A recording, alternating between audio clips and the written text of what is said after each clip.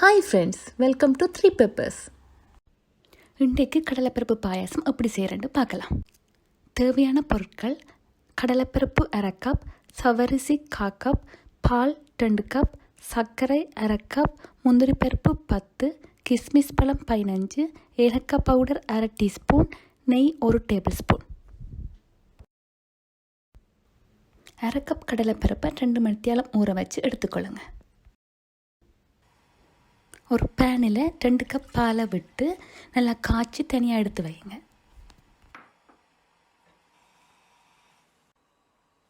ஒரு பேனில் 1 table spoon நெய் எடுத்துக்கொள்ளுங்க. நெய் சூடானதும் அதுக்குள்ளே சின்ன சின்ன வெட்டி வச்சுருக்கிற முந்திரி பருப்பை போட்டு பொன்னிறமாக வரும் வரைக்கும் வறுத்தடுங்க.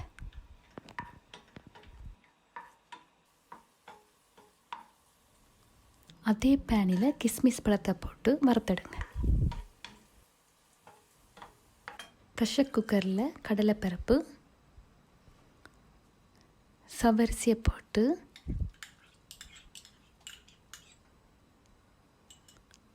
ரெண்டு கப் தண்ணி விட்டு 3 விசில் வர்ற வரைக்கும் அவிய விடுங்க.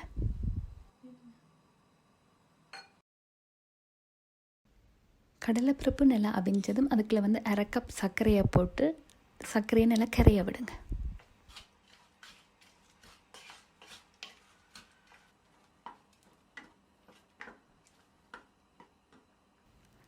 சர்க்கரை நல்லா கரைஞ்சதும் அதுக்குள்ளே பாலை விட்டு நல்லா மிக்ஸ் பண்ணி விடுங்க.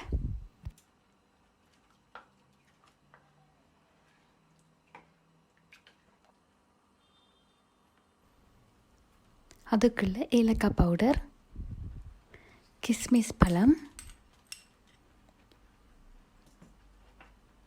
முந்திரி பருப்பை போட்டு நல்லா மிக்ஸ் பண்ணி விடுங்க. ஃப்ரெண்ட்ஸ், சுவையான கடலைப்பருப்பு பாயாசம் ரெடி ஆகிட்டு நீங்களும் செய்து பாருங்கள், டேஸ்ட்டாக இருக்குது.